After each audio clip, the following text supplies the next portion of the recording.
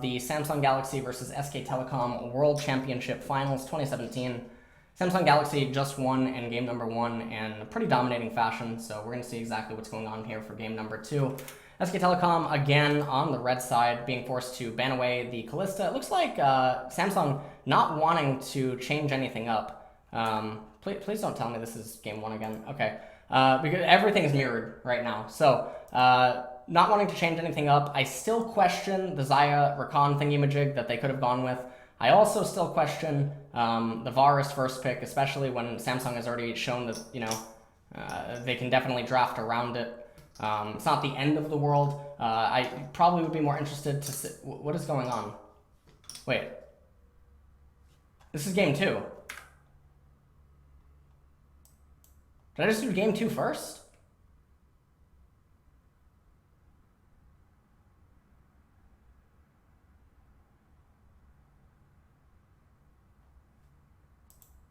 Okay, no, now they ban Zach. Okay, well, this is really weird.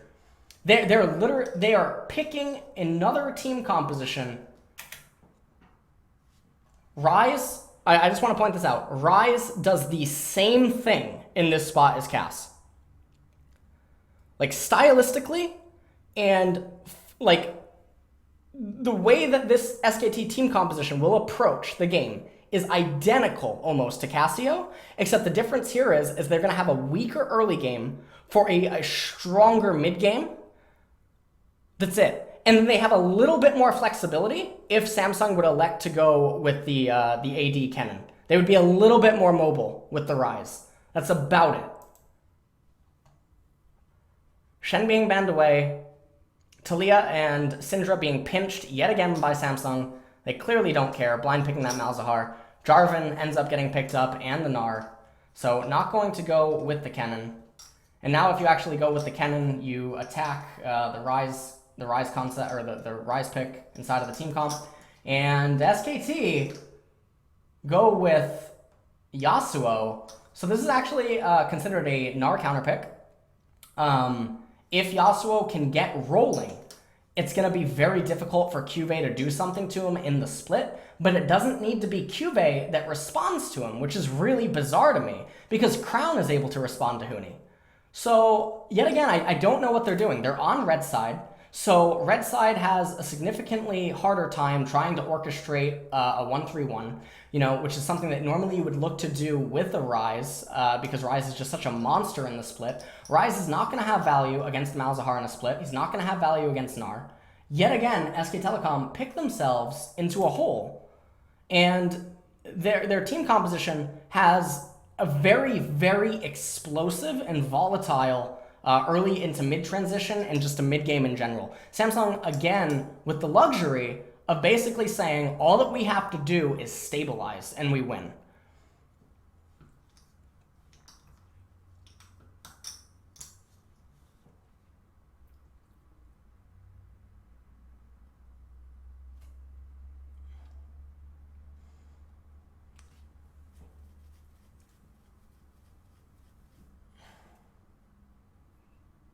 The reason that 1-3-1 is harder to do on red side than on blue side is because at the later stages of the game, the blue team is usually turtling this side of the jungle, and this is a lot safer of an area to turtle than this.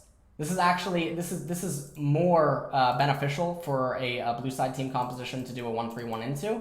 And then obviously the other thing is the way that you can play around Baron with this, and the way that you can use the laner to actually steal vision away from here.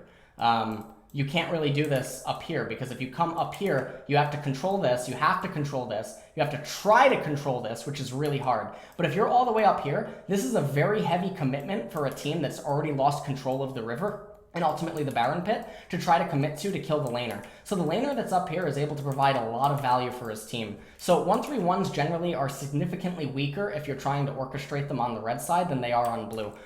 So it's really surprising. This team composition by SKT is really bad. Like, I could understand this if you weren't against a team that was known for stalling games. They were known for, you know, playing extremely long games. They love when games go late. You're walking into a trap one more time. Yasuo can't beat Malzahar. right? Rise can't beat Malzahar. Rise can't beat Gnar. Yasuo can beat Gnar, but again, because Crown has the teleport, he has option. So I don't entirely get what they're doing with this. But then on top of that, Faker even has heal. So, you know, a little bit of a change here going on now is also Zac is not present in the game and neither is Ken. And so Malzahar, or Crown, is going to be, in theory, able to dish out a lot more damage than last game because SKT should not be looking to try to stack magic resist or itemize with magic resist and whatever. Even though, yes, I understand that Gnar does hybrid. It seems like Cuvée is gonna probably, yeah, he has to flash there. Yeah, ends up slowing down the blue quite a lot. Blows his flash, gonna end up blowing teleport. Gets back to the lane with full HP. Didn't see if he actually got any XP. Ambition reading this really well, but so does Wolf. And this is that type of thing that I talked about in the Maxler route, that if the opposing team reads it accordingly, this becomes a really risky route. And so Peanut actually ends up getting ahead. He was a little bit slowed down because of what Cuvée did, even though he secured an advantage for his team. But then because Ambition went to steal the blue and it was reacted to accordingly by SKT, the temporary advantage that Ambition would have had ends up going away. And so now everything is all fine and dandy. You can see now that they're trying to get the Scuttle Crab, and this lets Huni just do exactly whatever he wants to up in top lane. Peanut, I really like what he's doing right now. He's coming in, he's trying to find Ambition. He's just trying to tell Faker and Huni that they can do whatever they want. You know, if he spots them, he can count the CS. He can know exactly like what route he has. And now everyone on SK Telecom know that Ambition's only route is to do this. Okay, he can do this, or they can look at the game timer, and then they can factor in when he goes to Wraiths, when he clears Wraiths, and then they get a very good idea on the left-hand side respawn timer. Now, the only way that this, becomes a really good thing for SKT is if they can somehow coordinate and move around it in a way that they would be able to produce an advantage for themselves.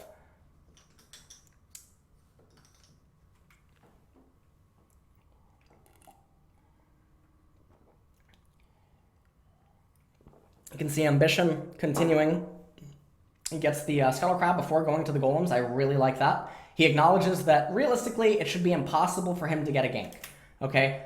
He should acknowledge that at this level of play, SKT knows exactly where he can go. So the thing that he does first is he runs to the Scuttle Crab, he gets that, and he's just trying to constrict Peanut's map movement.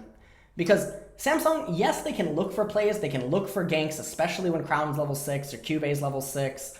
They can look for counter ganks, match ganks, etc. But again, because of that scaling component in their team comp, they can just sit back and relax. Now, if this mid laner was not Malzahar, I would be less comfortable claiming that it's as outright of a cut and dry type of scaling for Samsung versus SKT here. But regardless, this is all fine. And you can see that Crown just trying to sustain in the lane a little bit, poking Faker as much as he can.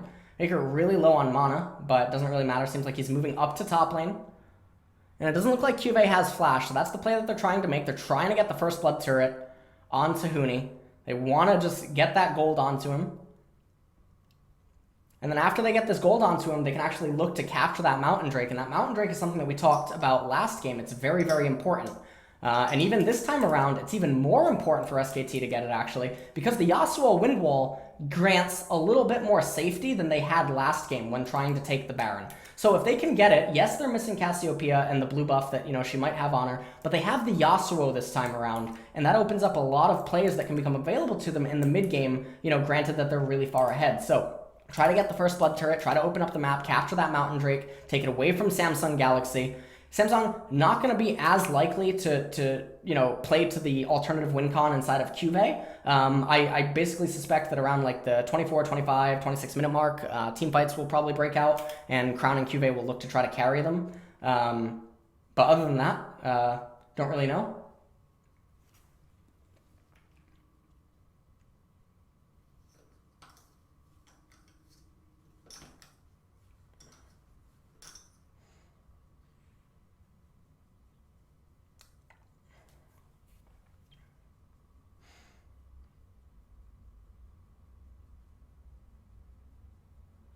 Crown actually committed, but they weren't able to find anything. And for some people that are wondering, why does Peanut not try to flash body slam It's because, you know, at this level, Peanut, not only is he moving into the fog of war, but one of the other things is you have to respect these players to be able to respond to flash.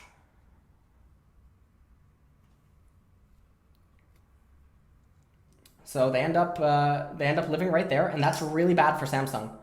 So one of the things that Samsung could maybe look to do right here is try to steal away the red from it, or not Samsung, SKT could do here is try to steal away the red from Crown, or not Crown, Ambition, and they can try to assert pressure on bottom lane. Once Peanut's level 6, you can look to try to get that Mountain Drake, especially because you know that Crown doesn't have his ultimate available. You know that Cuvée can't come to the aid of Samsung. They also steal the blue buff away from Crown. Now they're going for a play in mid, and First Blood going over to Faker, super, super big. They actually end up giving all of the gold to Faker on the minions. He's going to shove in the wave. And because they're not going to commit to keeping anyone there, which they can't because otherwise Cuvée would be able to respond, they don't actually get a lot of turret damage down. And the turret damage on mid for Samsung, even though this isn't like a Taliyah, it's not an Orianna, not a Xerath, it's still really, really important to them because of SKT's team composition.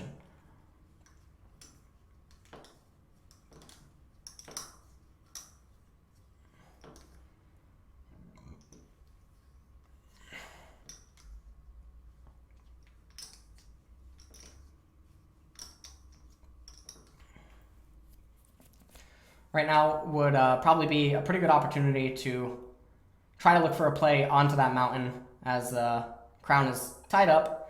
Now they also know, I think, where Ambition is. They have a pretty good idea of exactly where he is. Huni is about to have his teleport available, and because they're timing it, they know that he'll have it up and available to him faster than Cuvée. Although, obviously, that First Blood turret is definitely on the table. So SKT, they're in a really good spot right now. I don't like how slow they're playing this. With Ruler's recall, they could probably just let the recall go through and capitalize on the Mountain Drake. Alternatively, they're bringing down Faker, and it looks like they want to just get that turret. And this isn't that bad, but it would just be it would be a much better play to just get the Mountain. And the reason that I say that is because if you get the Mountain Drake, okay, when the top tier 1 turret actually goes down, you actually now have incentive to rotate Bang and Wolf into mid lane sooner, and you can put Faker in a side lane wherever you want to place him. The other thing this ends up doing is if you get the Mountain Drake at this point in time, you know, Rift Herald's becoming a very real possibility because we're talking about a 13 to a 14-minute Rift Herald capture, which plays into SK Telecom's team composition, the fact that Huni has teleport available, etc. I think getting this Mountain Drake and then capitalizing on this turret later on into the game or focusing on this turret is probably a lot better. So if they back up, they get the Mountain right here. They have Huni push out the wave, Huni recall, go down into bottom lane, keep Ryze in mid. You send Bang and Wolf up to top. You path Peanut over to his red, which he needs to eat anyway. Now you're arriving in top lane at the top side of the map around the 13-minute mark or so. So Faker's going to be completely content in mid, and because Huni's going down into bottom, he's going to continue to get that solo lane XP, going to get a lot of gold, continue to ramp himself in, and then because you have the Mountain Drake and this turret is already so damaged, you can get the tier 1 turret, you can attack the left-hand side jungle, crash this in, and then you can recall them, and then when the wave gets rebounced to you by Samsung Galaxy, you can actually just rotate Faker up to clean that up, or you can actually recall Huni, have Faker go down into bottom, and now you can just plant Bang and Wolf in mid lane, and then you can look to play around the Herald whenever it is that you want to capitalize on it. So we shall see what is going to happen. I think that their decision to press on for the turret after factoring in everything that we just talked about, I mean, it's okay that they look for it, you know, as a possibility, but I think that taking the Mountain Drake is infinitely always going to be a better decision. So they are winning in the CS department in all lanes except for jungle and top this time around. And so they got that going for them. You can see that Faker has a very early Roa this game. He even picks up a Dark Seal, so I think that's a testament to how comfortable he's feeling.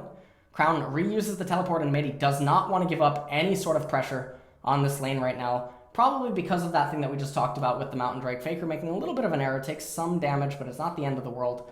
Now you can see that Bang and Wolf going to the Drake, it looks like, but Faker rotating down as well, but this isn't an opportunistic timing to capture it. Yes, you have the Guinsu's Rage Blade over Ruler. You know, he's still waiting to complete his first tier 1 item, but this isn't a timing where you can realistically look for it, because if you trade the Mountain Drake here for the tier 1 turret, that's not a worthwhile trade anymore. It's too late in the game, and you would be expected to basically pick it up regardless. So let's see what happens right here. So you can see that, you know, Bang and Wolf, they don't even have priority in bottom lane, and Ruler Able to be really slippery right there, and now look at what ends up happening.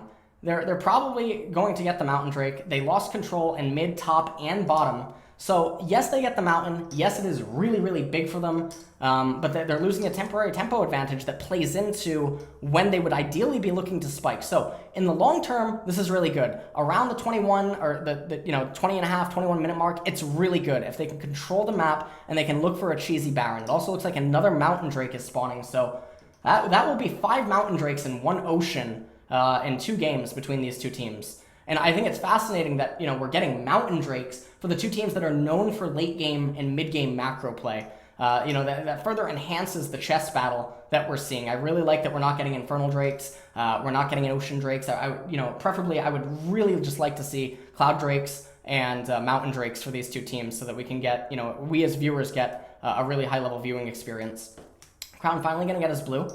He's getting flashbacks to NA. Actually, no, he's not, because he still wouldn't get blue. But now you can see Peanut just trying to look, trying to get some information. And now it's on Samsung to just remain calm, keep the game in an even state. And this is that wake up that Faker has available. I really like what QV did. He came down, he snuck that Scuttle Crab, but now he actually might end up dying. He flashes away, gets to the Scuttle Crab. Peanut's there. He might actually just run. Yeah, he gets hit by Peanut's ultimate. Really, really good. So he gets the Scuttle Crab, right? We can just look at this one more time. But then the path that he takes on his retreat, I don't think that he was factoring in everything enough. Had he just run down, I'm pretty sure that, considering his flash, he would have been fine. But instead, he actually runs all the way up, only to then run down yet again. So I think that QV made a little bit of a mistake there. Really good by SKT. Capitalizing on them, they're also going to net themselves the first blood turret of the game. So SKT in a lot better state this game, and Samsung really dropping the ball on their turtle, because all that they have to do is turtle. They don't need to be proactive with anything. All they need to do is deny over and over and over. And through that, their win con comes online by doing nothing. Must feel nice to do nothing and then win.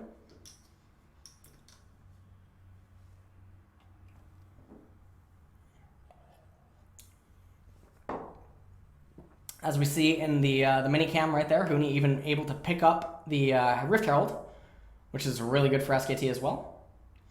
Now they see Ambition.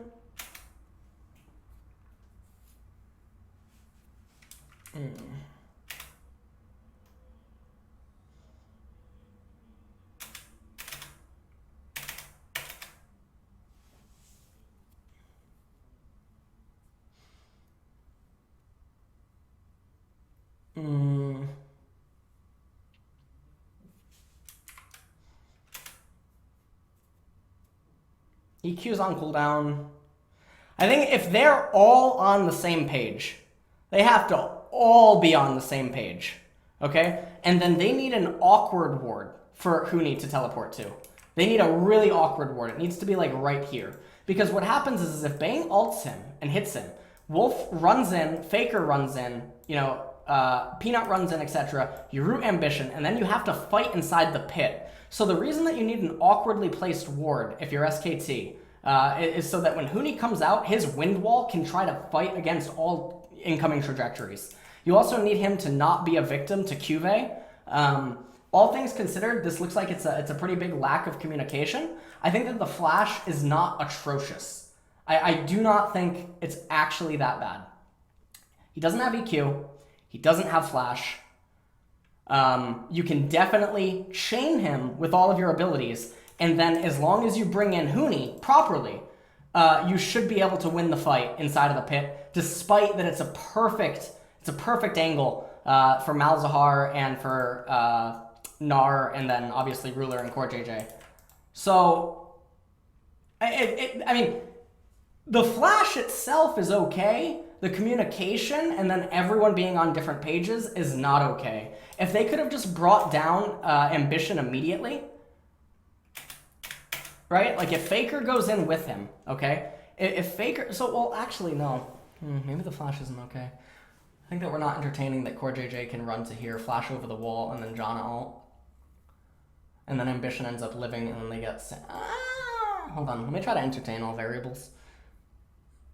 I'm trying to play out all the scenarios. Give me a sec.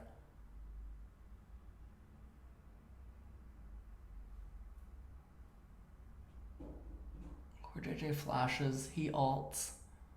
If he ults, then it doesn't even matter about the Yasuo trajectory because Ruler has a perfect ult inside of the Cataclysm, and then you can even use the Jarvan wall for QV. And then also they can even chain Janna ult into AoE Crown Silence.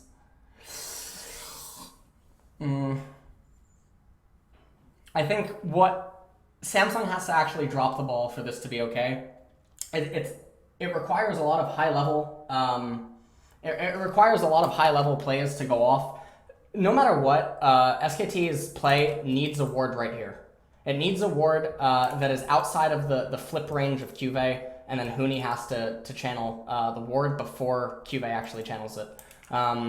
If they do that and they all go on to Ambition, the thing is that he gets rooted right here. Everyone comes in right here, right? And then Ryze is probably standing right here. CoreJJ runs to right here. Ambition loses about 33% or 40% of his HP. CoreJJ flashes. He ults them all backwards. Ambition ults at the same time, traps them inside of the Cataclysm. I think he has Cataclysm, right? Yeah, he has Cataclysm.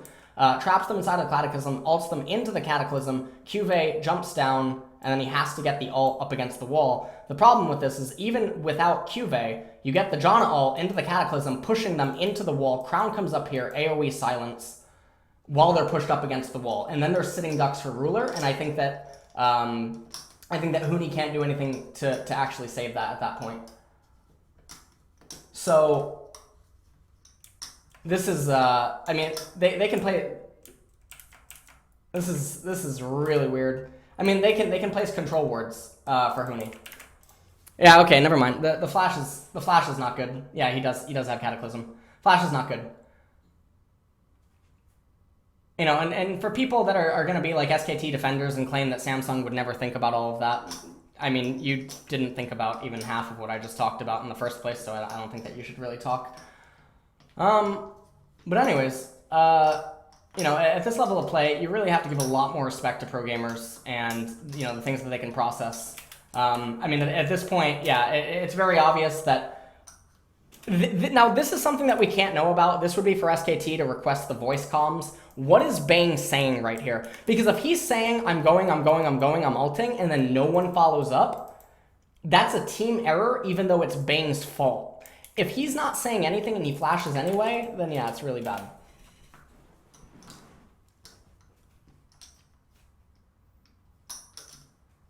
But regardless, there's always more that goes into a decision than just the end result or the decision itself. You know, sometimes, you know, in competitive, we're talking about players, you know, moving as a unit, operating as a unit. So that was a really, really unfortunate fight for SKT. And now we're at the 20.5-minute mark. They're up about 3K gold, a little bit under 3K gold, 2.9K. What did I just do? Huh? No spoilers. Okay. Really don't like the way that was utilized. And now Samsung can go right back into that turtle defense style.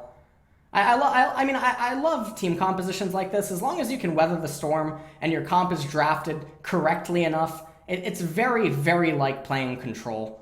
You know, you give professional players a lot of room. They're gonna take an inch and spread it a mile. Beautiful team fight from Samsung. Let's take a look at that one more time. And this is what I mean by SKT. They get the second Mountain Drake, but then rather than just playing it out and letting Huni do his thing, who still has the teleport advantage, you also know that Crown doesn't have teleport, rather than trying to take these two Mountain Drakes and play into a Baron play while restricting the area and the entrance to the Baron side river, even though that area is very good for Samsung, because of the component of two Mountain Drakes plus the Yasuo wind wall, they should actually realistically be able to burst it down fast enough to force Samsung Galaxy's hand into giving up you know, their phalanx inside of the blue side jungle and coming into the river. So it's a much more open engagement, and SKT is going to benefit a lot more from that open engagement. So, I mean, this is just them being a little bit overzealous, and we saw them do this against Misfits. You know, we saw them do this against RNG as well, and they just get absolutely gutted right there. And now that's also going to be them giving up Baron, Infernal Drake, next dragon to spawn, and it occurs at a point in the game where that is the best dragon Samsung Galaxy could actually hope for. They've restabilized, they're going to be able to use the Baron to take away all of the leads that SKT have created for themselves. The Baron is going to nullify the double Mountain Drake that SKT has present as long as... as long as they use the minions correctly and Huni's not allowed to split push. And then after all said and done, Infernal's going to be coming up, and they're the team comp that needs that. Because if they can get that team composition, yes, J4 is not making a lot of it because he's going for the tank. Nar and Malzahar and then Ruler, they benefit from it so much. And obviously SKT in their own respect, they benefit from it a lot. With the Rise and obviously the Yasuo, Varus benefits from it as well, but because he's primarily more so attack speed, doesn't benefit as much from the raw damage as a traditional raw damage ADC. And then I would say that obviously Jarvan benefits more than Peanut from Infernal Drake, primarily because his abilities do have to do with physical damage, and obviously his auto attacks, where Peanut's are more in the AP department, and he doesn't have anything there amplifying that. So this is all completely fine. SK Telecom being really overly aggressive. Let's just take a look at the capture onto Baron. Is there something that they could have done differently? Let's take a peek at this. Looks like they're having Cuvée take the mid-tier 1 turret. I like that because the top tier 1 turret is bound to fall on its own. I think this is all fine. This is all really good. I think Samsung did that about as optimally as they could. So we're going to fast forward a little bit. Oh, I don't know what that was.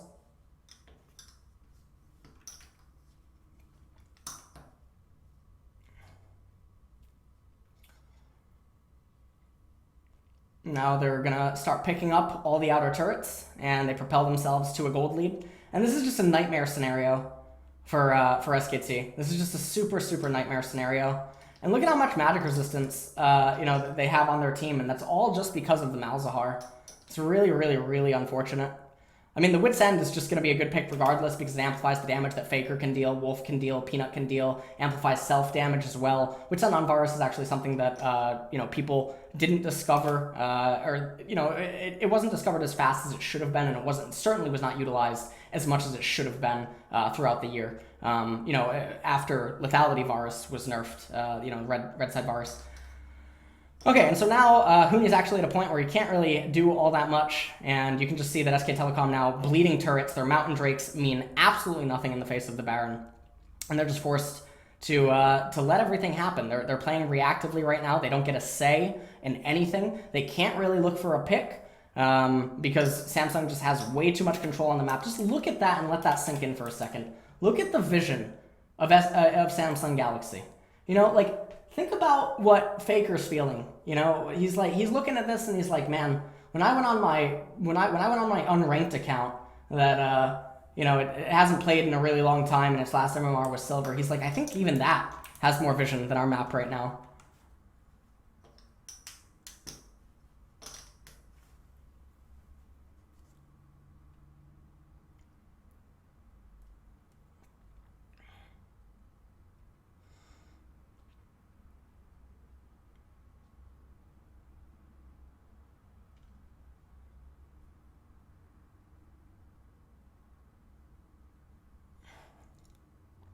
All right.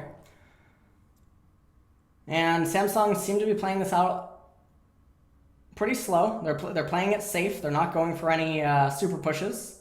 And now Infernal Drake coming up in 30 seconds. All that they have to do is manipulate the waves, make sure that they're all pushed in, deny vision control, get the Infernal Drake, and then ride out that Drake to victory.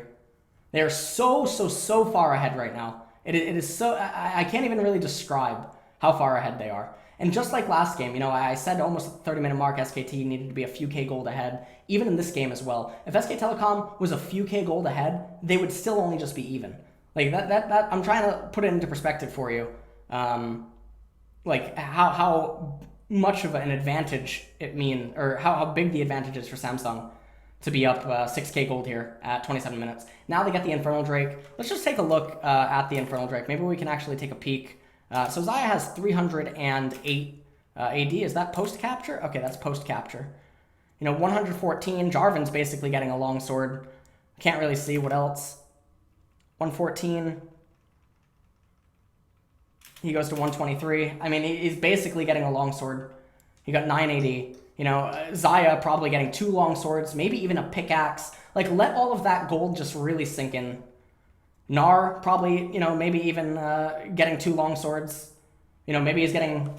Yeah, like, maybe Xayah's getting more than a pickaxe. Xayah might even be getting a... Well, no, I don't think she's getting a BF sword yet, but... Oh, Mike Young's here?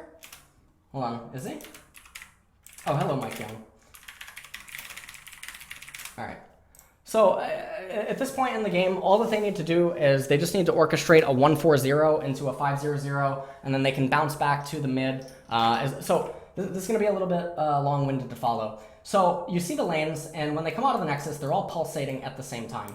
What they need to do at this point, because the Dragon's not going to be up for quite a while, and they want to play to the side of the map that the Baron's on, what they want to do is they want to create a pulsation between top wave and mid wave, so that mid wave is a little further behind top wave. And you can see that they have a wave right here that can do it. So what they want to do is they want to escort S4 the wave up, and then escort S1 the wave up. As this wave crashes into the turret, they try to push with it, go to the top lane, unite with the wave that crashes into the turret, and then bounce back down to the wave that's going to arrive in mid, because they will have control over the vision in mid lane. They run backwards and they run down, they pick up the wave, they run that into the turret. As they run that wave into the turret, another lane has stagnated right here from the natural minion waves that are coming out of the Nexus. As they crash this wave into the turret, the reinforcing waves from top lane are coming up. You move up to top lane, or you send one person, you eat that wave, you crash it in, and then through this, you successfully denied all vision control around the red side jungle of SK Telecom, and you can ride this into a Baron capture. Get the Baron capture, and then you recall, you reset, you send 4 people up mid lane, you send 1 person down bottom lane. As you do that, you escort the wave to the tier 1 mid turret, you escort this wave to the tier 2, unite in bottom is 5, you repeat the pulsation until Elder Dragon comes up, or you crack into their base and get an inhibitor. The natural minions that you create from top lane due to the level advantage will eventually break into SKT's base regardless, because they don't have 2 teleports to respond.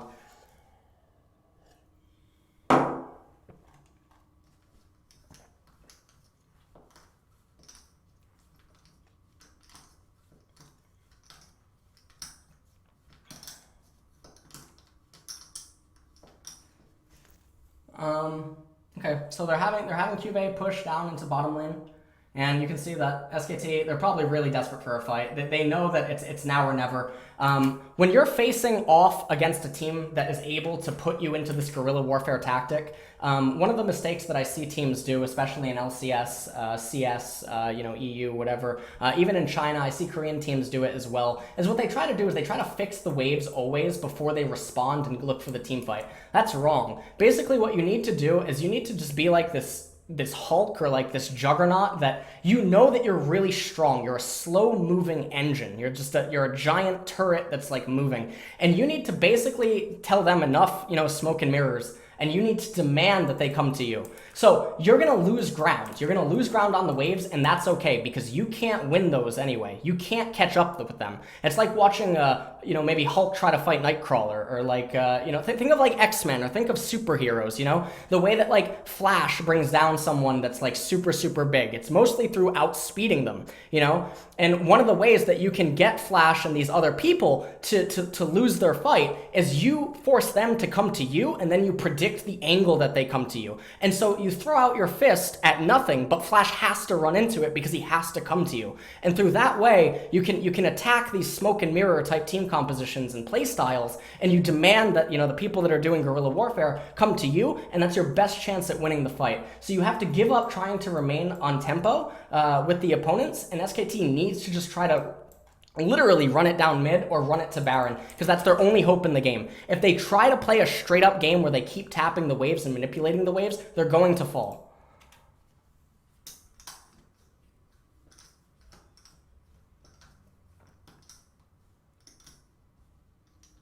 Yeah, Ganon reading a Spacey. That's another analogy.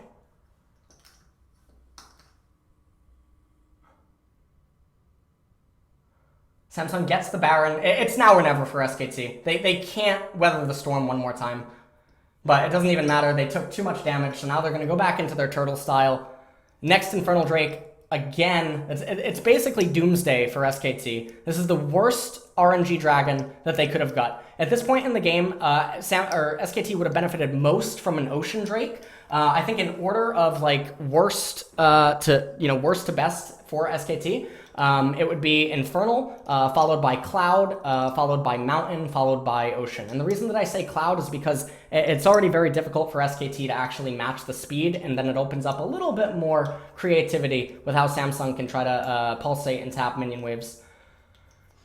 I can see, I think that Cloud and Mountain are very, very, very close, but realistically, the edge that you could probably get from a Cloud Drake in the long run, especially when you don't have Baron, I think is going to be a little bit more valuable than a Mountain.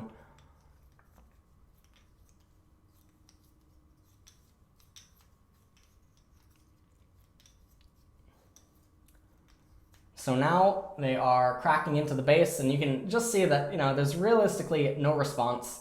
This is going to be the end of the game. SK Telecom are just way too far behind. Now, if you want to be Captain Careful as Samsung Galaxy, all that you do right here is you play 1300 range, right? You play champion sight range away from SKT. You deny them the ability to engage. No Baron coming up. You know that, these waves are going to constantly keep going into mid and top and stuff. It's going to force a response from SKT. What you can do if you want to really be Captain Careful, all right?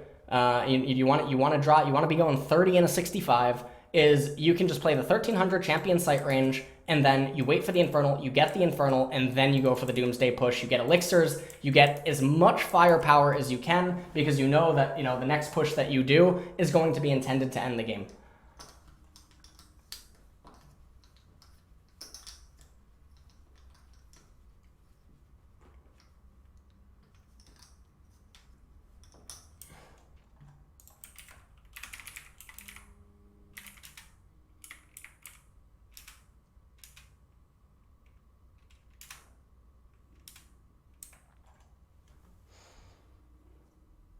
You can see that they're really hell-bent on trying to get that last inhibitor. That opens up the 7v5, and it just doesn't really seem to matter. You can see SK Telecom, their team composition just doesn't have a leg to stand on. It's the same exact thing as game number 1. It's why I think that I don't understand why they handshook, the same exact draft pattern. Then they ban Zac as if they think that Zac's the problem. No, your own draft is the problem.